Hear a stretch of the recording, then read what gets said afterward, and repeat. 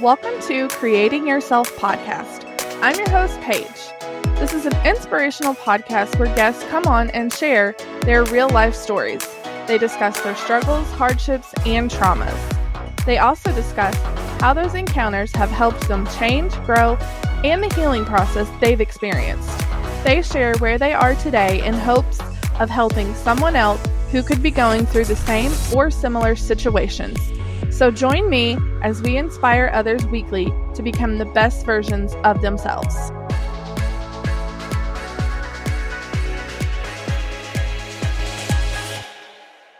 Hey y'all, welcome into another episode of Creating Yourself podcast with me, your host Paige. Today I'm excited to have on Amanda.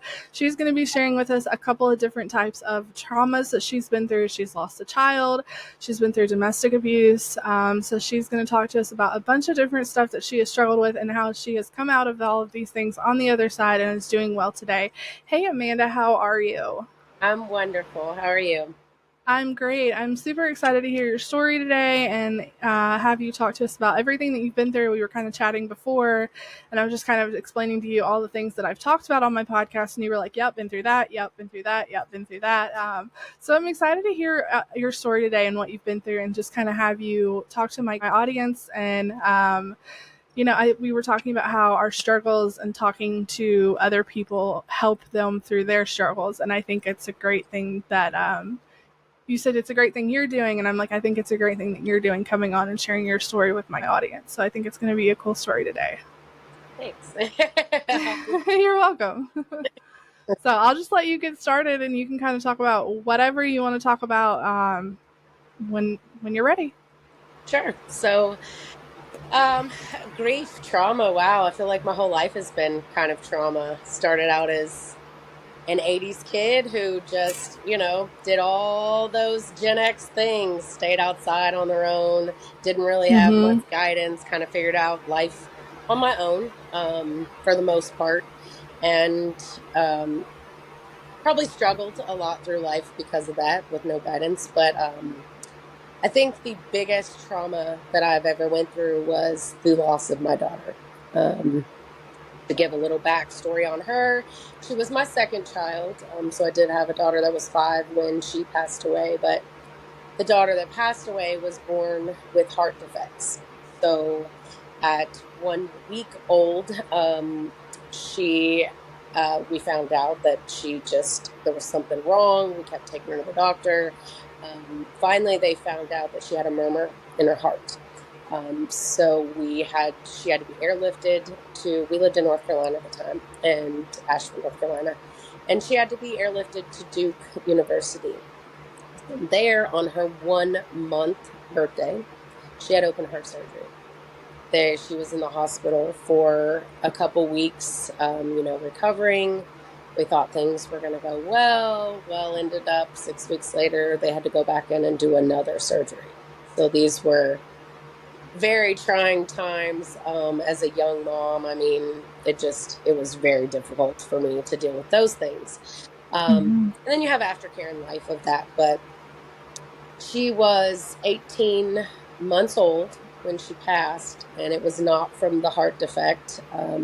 She was doing okay as far as that went, but they had told us that she would have to have open heart surgery for the rest of her life to replace the valves that they replaced in her heart. So one day we were at home. I had just come home from work, and a friend of mine came over with her child to hang out, and my oldest daughter was like, hey, can me and Sissy please go outside and play?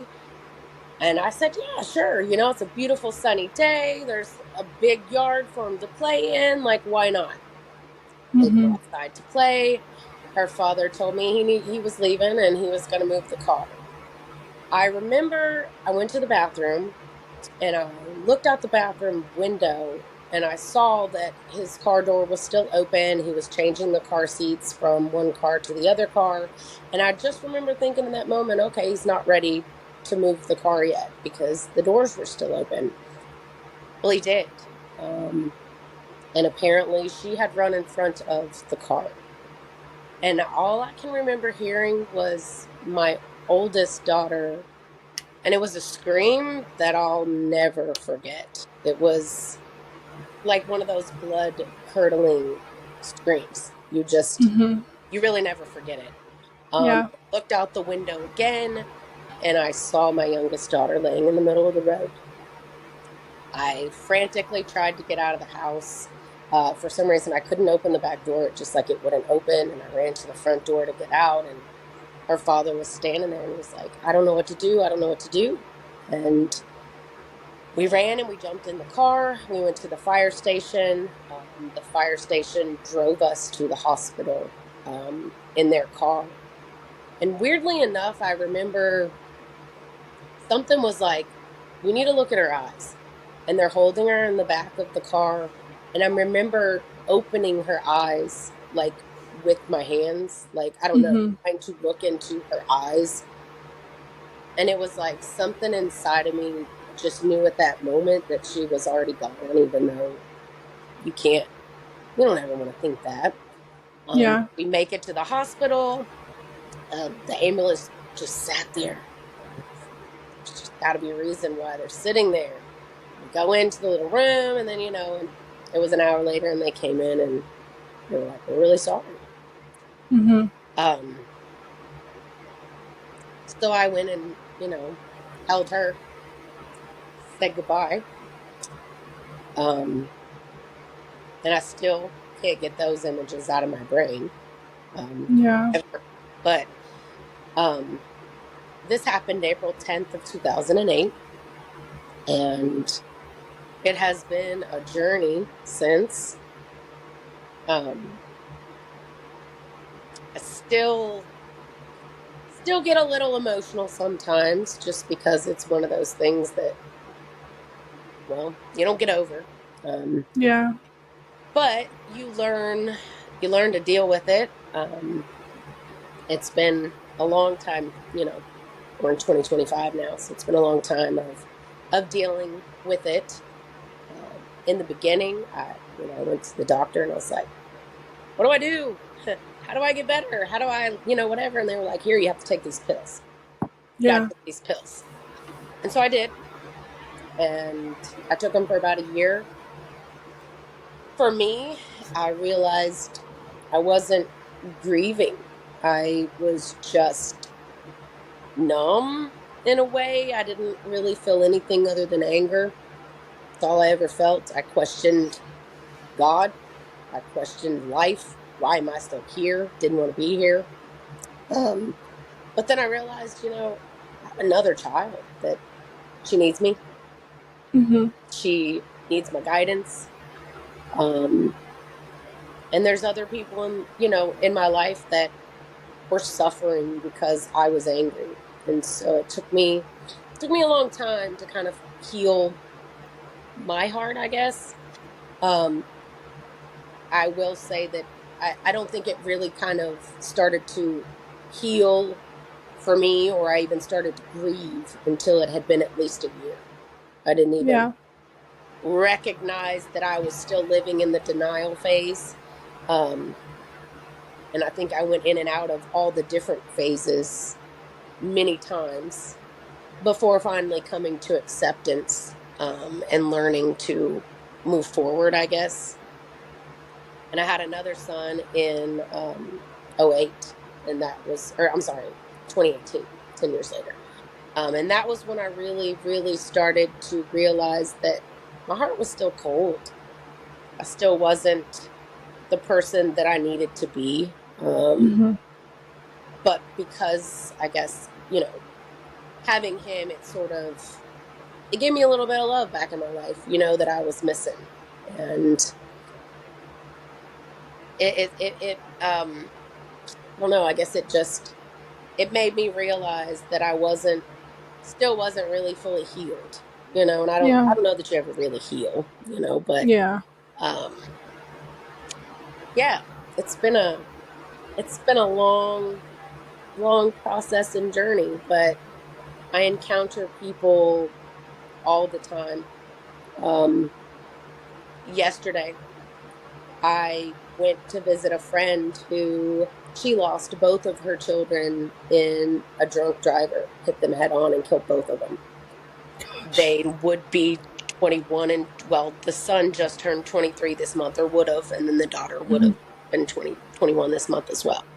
Yeah. So I'm the only friend she has that can relate, Yeah. um, which for me makes me feel good because I know that I begged and prayed and pleaded for someone at the beginning to be able to talk to me who's been through this, you know? Yeah. To have someone to relate to, I think, is important. Yeah.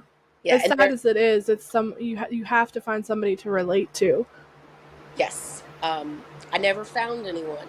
It was more of I think all my journeys in life have been more of a solitude, I guess. Like, I never was taught how to deal with feelings, my whole Yeah. life. I didn't know how to deal with them. I'll shove them down is all I was taught. We don't talk about them, we Right. don't deal with them, we shove them down. Um, Hmm. that doesn't help.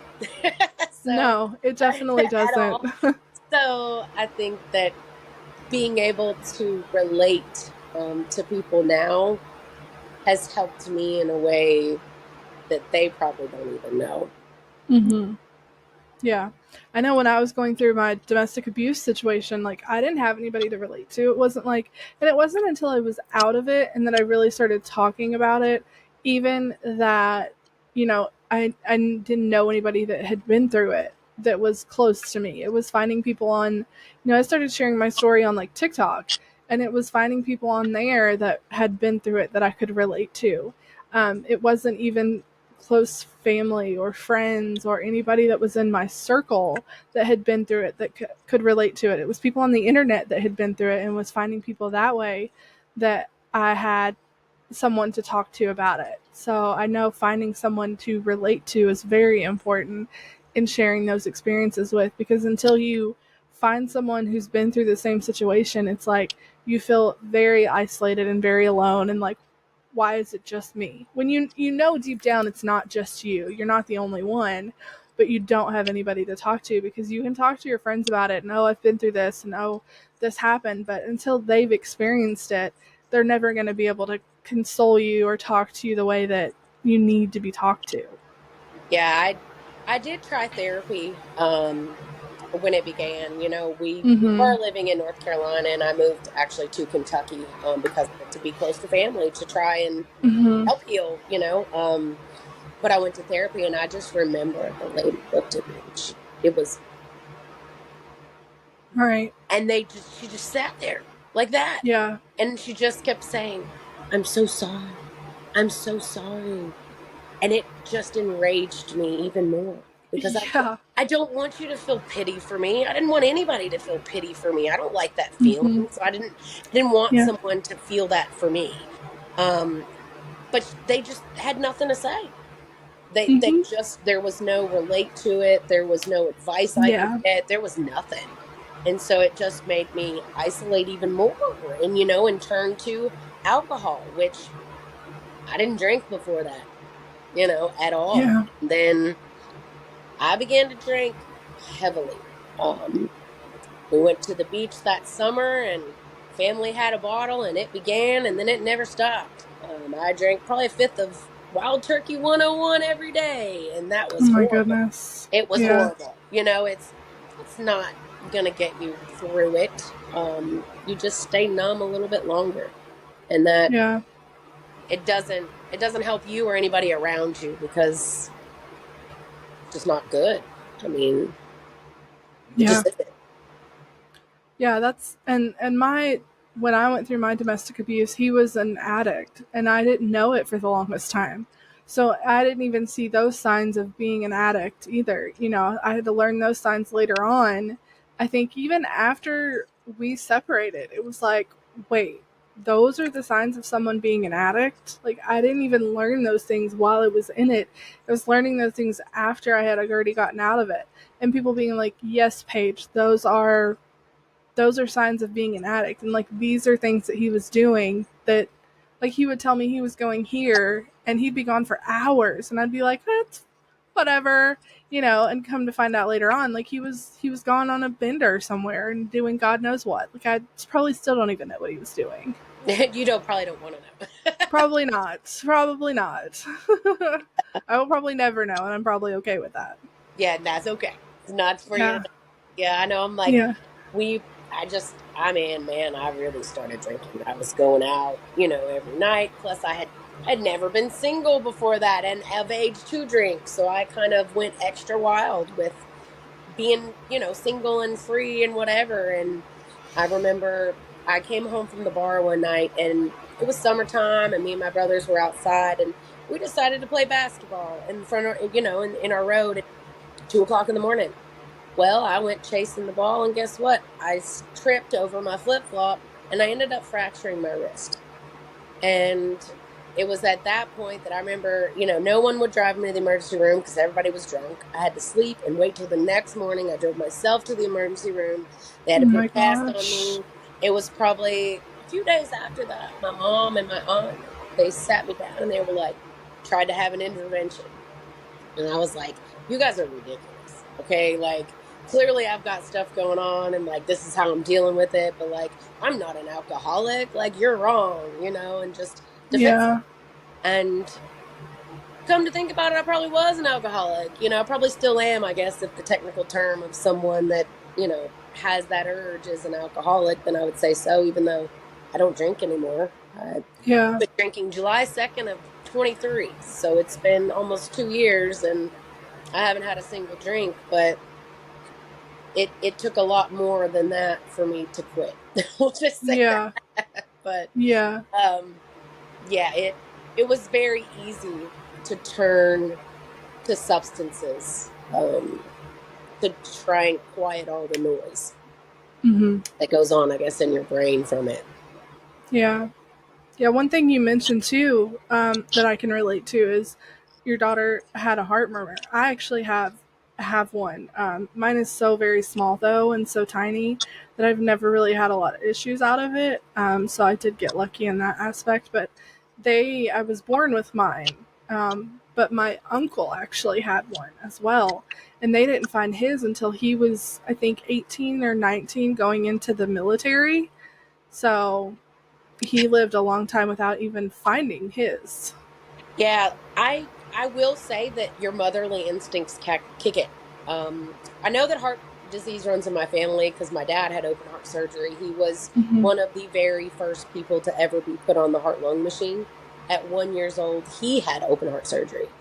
Oh So wow. I knew, that was just something that ran in the blood. But Hmm. when she was born, she just wouldn't eat like a baby Hmm. is supposed to eat, and she didn't cry, and she just slept.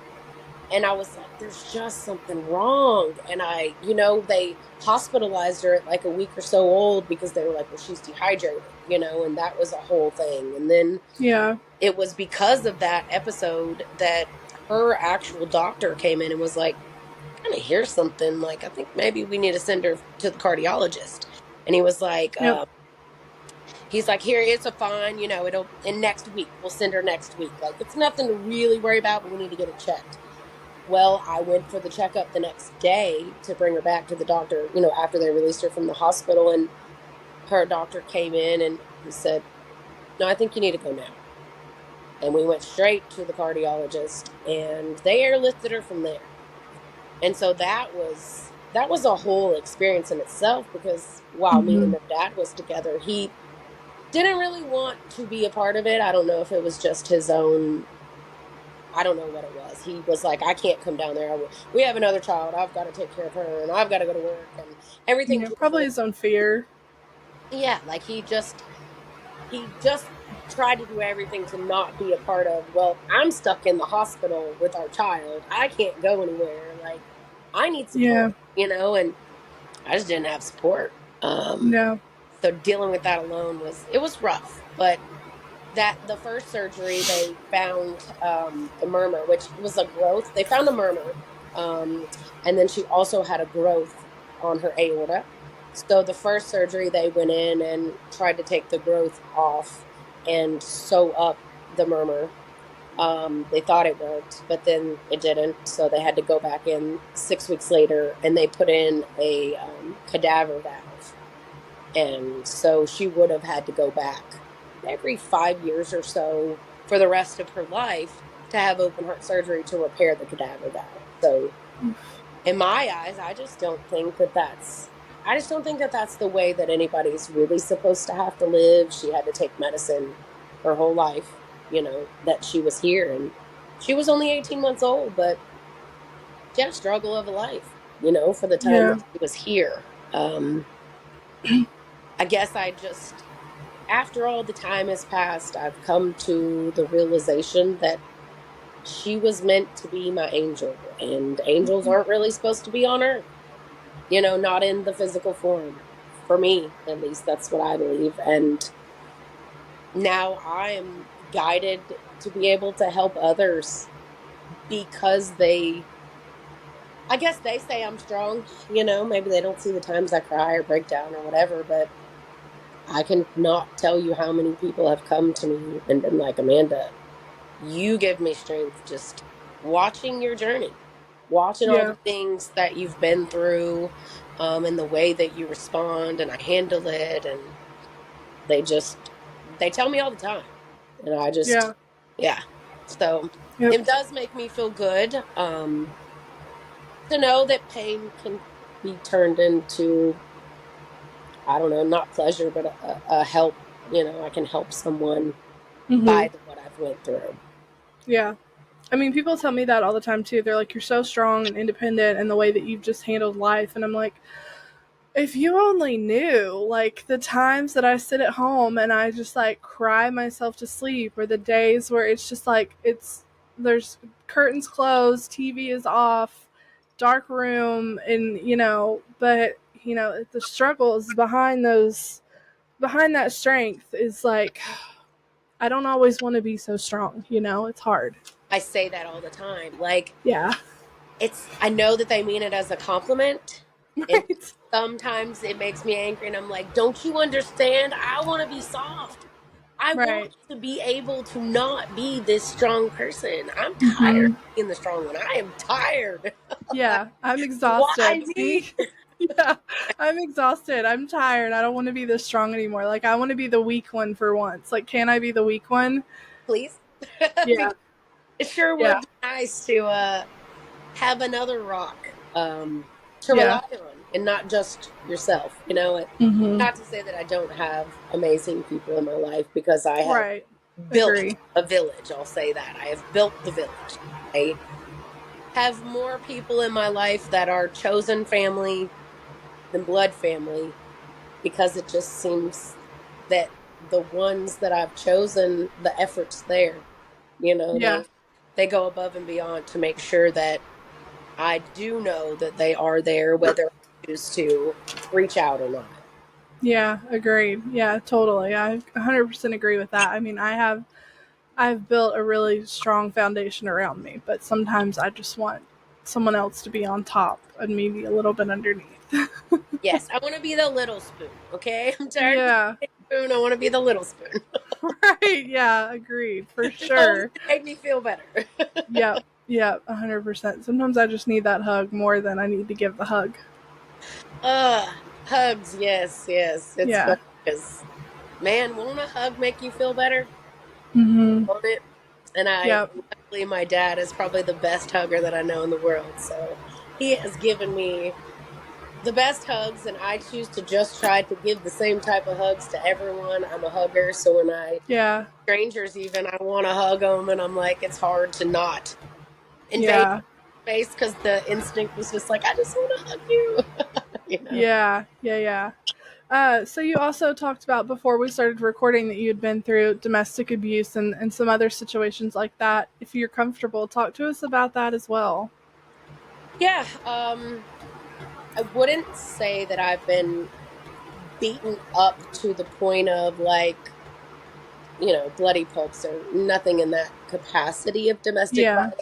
Um, it was more of the emotional, the verbal abuse that I didn't even know was abuse. Right. started with my mother.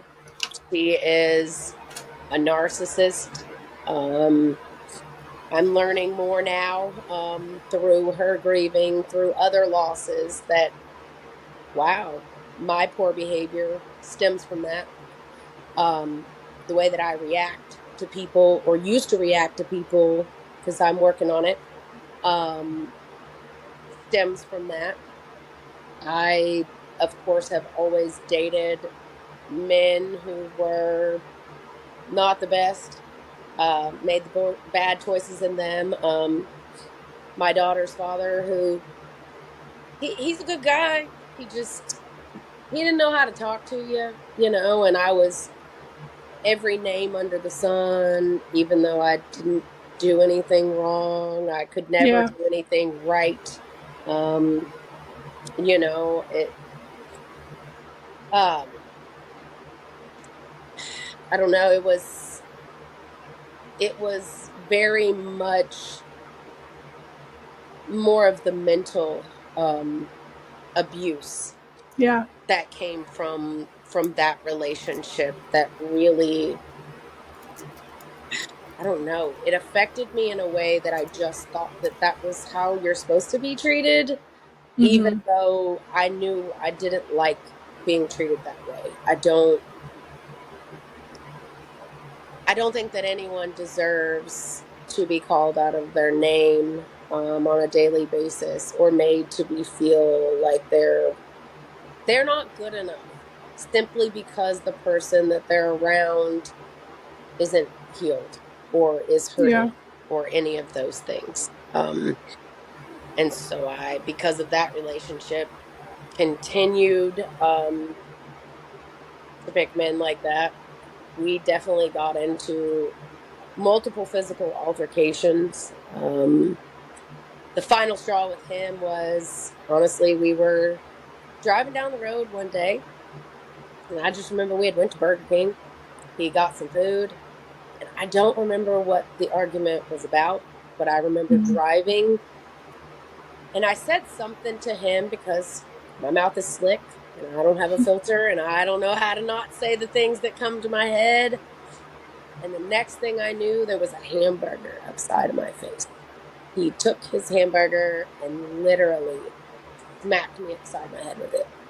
I was picking onions, ketchup, mustard, digging it off of me. The next day it was still there. And I was like, even though I showered. And I remember just being like, this isn't real. And I can tell you, still to this day, he laughs about it. Like, it's funny. And he was like, you've got to admit. And I'm like, no, it's not. While you can probably laugh about that, I have a visual memory of that in my brain that'll never go away. Yeah. That was a lot. Like, nobody deserves. Like, I was driving the vehicle with our children in the car, and you felt like it was okay to smack me in my side of my head with food. Like, maybe it wasn't a baseball bat, or something like that, but what? Like, it just, Yeah. yeah. It was an eye opener for me. Um, it definitely made me see him in a different light. Um, Yeah. Those yeah, visuals, I feel like, never go away, no matter how much time and space you put in between when it happened to present day. Those never go away. I mean, I'm five or six. See, mine ended in 2018. So however many years those are picture. apart. Math is not my strong suit, but I can still. I mean, I'm sitting in the room that it happened in, and I can still picture it in my mind right now. How it happened, what went down, the exact movements, the exact words. I can play it out like a movie that I just watched on TV, and it happened 6 years ago. You could never take away those visuals ever. Yeah, and that probably happened in 2007. Um, when our daughter passed in 2008, again, I left North Carolina, came up here. He came up here and lived for about a year. I was in that drinking stage, and I had went Mm-hmm. out one night, and a friend of mine had come over to get ready, before we went out, and she had left a bag of clothes in my room. Mm-hmm. Well, somehow he came, I guess because he was watching our daughter, my oldest daughter, he came over to my house and he found the bag of clothes and he lost it. When I went to pick up my daughter, he lost it and he tried to break my arms over the car window, like because we got in the car and tried to leave and he came out after me and literally took my arms out of the window and I hit him in the face. I Yeah. try not to be a violent person, but I'm like, wow, okay, like you're trying to hurt me. Like you're really trying to hurt me. Yeah. So I did take an EPO out on him for that. Many, many years past, that was in 2009, or 2008, somewhere in that range. Many years after that, fast forward, my daughter and I, she's grown at this point. She's 16.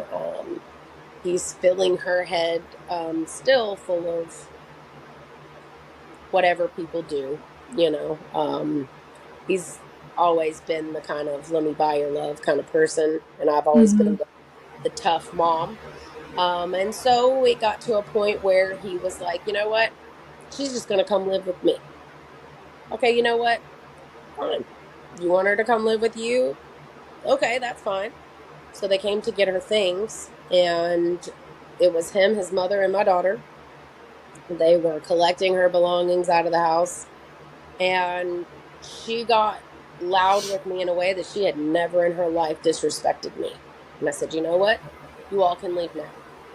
I want the sheriff to come back. I don't want you guys in my home. You guys can come back. And she got very upset because she had something of her grandfather's in her hand that she wanted to make sure she took with her. And I just was very adamant that just put it all down. Just get out for now. Like come back when the sheriff's here and somebody can be on my side to, protect me. Yeah. And I remember him coming through the door and he lost it. And he picked me up in front of my then son was there. He was probably about a year old. And he slammed me on the bed on the dressers. She had her dresser drawers that were laying on the bed, like taken out of the dresser. They were put Yeah. onto the bed. And he picked me up and he just slammed me on it. And of course, we're fighting. Um, and I remember his mom screaming, the baby, you have to stop this. Like, stop, the baby's here. Like, and she was trying to tell him, like, snap out of this. Like, what are you doing? And I remember him just getting off of me and, like, leaving. And I called the police immediately. And, there was, what do you do other than take out another EPO at that point, Yeah. to keep them away from you? And I blocked everyone on social media and all the things. But I was like, wow, that one was like, it was kind of big for me because I was like, we're not together. Yes, you're the father of my children, but not this child, the new child. He wasn't the father of him, and Mm-hmm. you felt like it was okay to put your hands on me in front of my child. That's Yeah. not okay with me. So it it was another eye opener, like I'm for me. Yeah. Yeah. But I forgive him. I mean, to me, I'm not a person that wants to walk around with hate in my heart. I've always tried to co-parent with him, and I still, I love him, even though we're not together. I love him as the father of my children. Um, Mm-hmm. and I would always do anything in the world that I could for him still, even though he's, done some of not the best things to me that have been done to me in my life. Yeah. I don't know. I just think that you can't walk around with hate in your heart, no matter what you've been through, or Yeah. you're just going to hurt other people. Yeah, I think that's a good outlook to have. I mean, luckily I didn't have any children with my domestic abuse situation. Thank God. The two people that I do have children with, we get along really well and things are great. But yeah, I can't imagine having children with someone that I'd been through those kind of things with because he lives in Texas now, like he's nowhere near me. I don't have to see him, I don't have to think about him, like I don't have to do anything remotely, no contact, like anything, because if I did, like I don't know that I could handle it just because I have so much trauma from it. I know he comes into town like around Christmas and his kids' birthdays and things like that, and I get very anxious because I think about those times and I'm like, could I possibly run into him somewhere out in town? And it just like it bothers me, and I get very anxious about those times. But I also try not to think about them as much as I can. But I'm very like hyper aware of those times of the year because I'm like, if I go out to certain places that he could possibly be, I could possibly run into him, and I'm just like, no. The So what I if can't. crazy. Yeah, the what ifs like really will, but I'm just glad I don't have to co-parent with somebody like that because I could not even imagine the stress that it would cause on me. I don't know. I think that I've just learned to compartmentalize, and I didn't know what that was when Probably. I was younger, but the older I get, I'm 42, and I have just learned that certain things deserve to be in certain boxes, and Mm-hmm. you don't deserve to carry them around with you all the time. And if the only way that I can deal with it is to put it in a box and lock it away, I mean, I don't know. I don't know how else Yeah. to deal with it. It's like I know that they still come up and whatever, but I don't give it the power over me that it used to have. It doesn't Yeah. I don't allow the things that I've been through to control me and every day. The way I react, the way I treat people. I don't want to be that person. I don't Mm-hmm. want to be a person that can't learn to love because I was never loved. I don't Yeah. I want to be a person that's a good person. Like I want people to remember me for, I don't know, the things that inspired them, the things that I did for them, not, oh, look at Amanda, she just thinks she's all that, or I don't know, what people think. Yeah.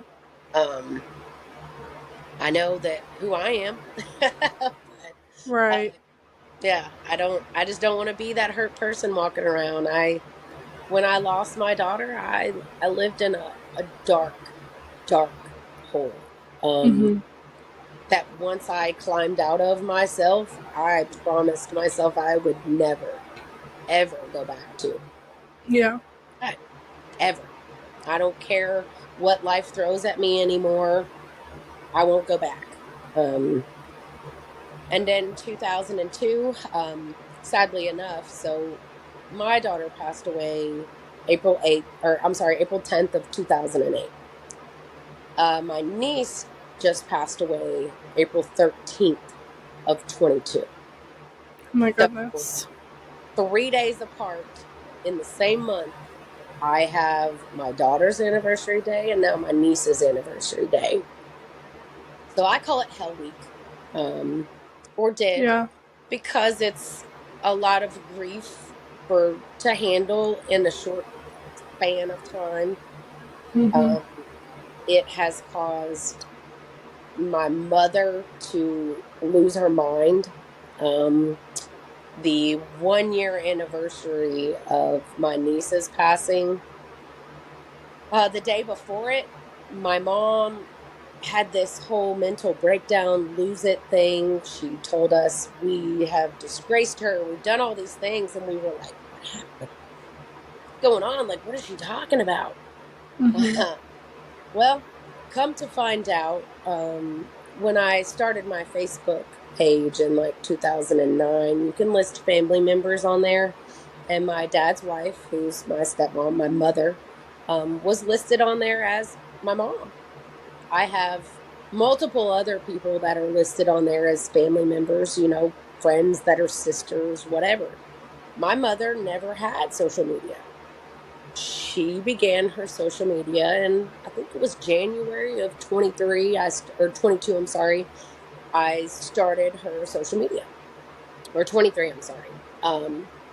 And she found that my dad's wife was listed on Facebook as my mom, and still to this day she does not speak to me. Oh, wow. She has, in my mind, disowned me because I listed someone as my mom on Facebook, which in any rational person's mind, they can see Facebook it's not the real world, it's social media. Yeah. Why would something like that bother you to the extent where you wouldn't talk to your children. I mean, she doesn't talk to my sister or me. She has manipulated well, tried to do all the children, but they're all grown except for my son. Actually, 2 days ago, my son came to me and said, you know, Mama told me she's not your mom anymore, that Jeannie is. And I said, Gosh. I'm sorry that she told you that. Like, it was really difficult for me to try to explain that, Right. you know, Jeannie is my mom. She's been in my life since I was 16 years old. She has done nothing but treat me with love, respect, and as though I was her own child. And the only thing that I can figure out is that my mom is jealous. You know, my birth giver, as I call her now, is jealous of that relationship. And in her mind, she has rationalized that giving up the time with us is worth it because her feelings were hurt.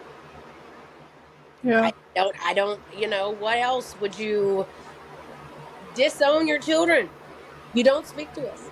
And everyone has told her, like, what are you talking about? Like, this doesn't even make any sense at Yeah. all. At all. It seems a little out there for, like, the consequences don't match the Knowing action that, at all. knowing that time is as valuable as it is, we don't Right. get time back. It's the only commodity that is not replaceable. So, how do you give that up with something that you brought into this world? You created me. I didn't ask to be here. You brought me here. And now I have Yeah. forced to live in a world where I have to, I don't know, just live life, I guess, without the one person that you're supposed to feel like is always going to be there for you. Yeah. It's always on your Always. side. Yeah, Mm-hmm. and she's not. But I will say it absolutely made me recognize that, like, her trauma in her life made her respond to me in a way that I didn't recognize was narcissistic behavior.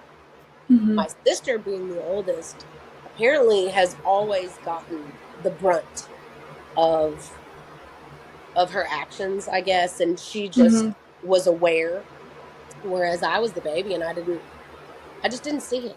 So Yeah. at 40 years old, I was like, my eyes were opened to the person that I was because of it.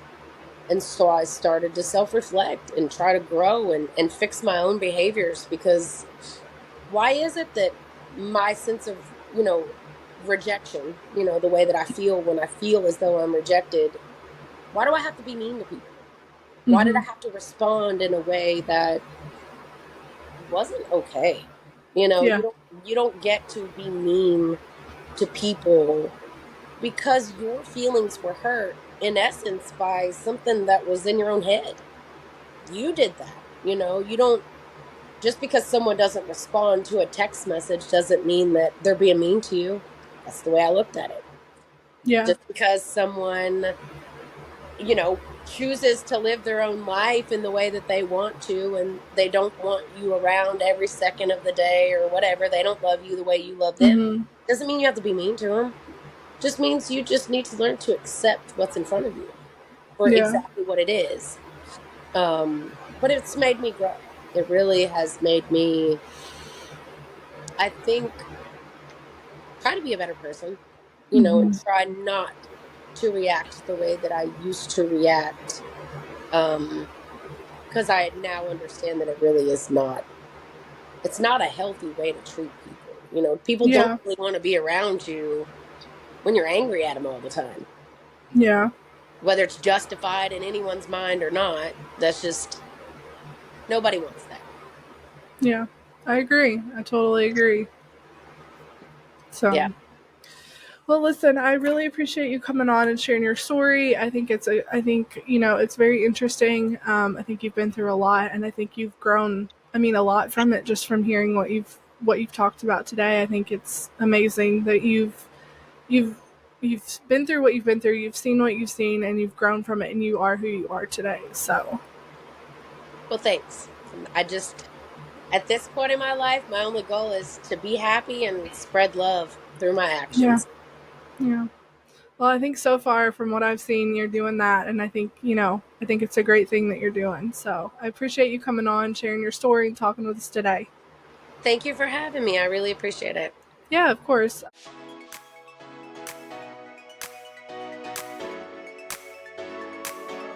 Thank you all so much for tuning in to this week's episode. Make sure you hit the follow button on whatever listening platform you are using. And head over to my social media pages and give me a follow there as well. You can find me on Facebook, Instagram, and now TikTok at Creating Yourself Pod. And if you have a story you would like to share on this podcast, email me at creatingyourselfpod@gmail.com, or you can message me on any of my social media pages. Make sure and come back next Tuesday for a brand new episode. Hope you guys have a great week. Bye.